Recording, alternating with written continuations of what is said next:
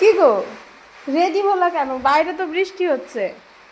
ওইটাই তো দেখছি, বৃষ্টি তো হচ্ছে, তারপরে আবার মিস্ত্রি লাগিয়েছি আজকে। ও, কি হবে তুমি তো সেটাই। সিমেন্টও আনালে, কি হবে এখন?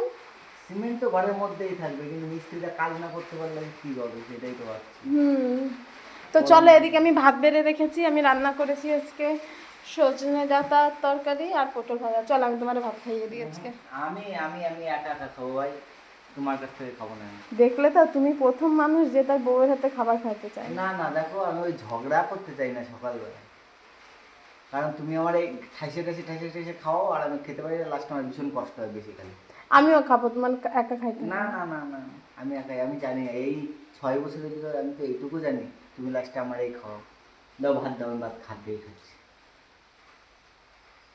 মনে থাকবে তো? হ্যাঁ মনে থাকবে।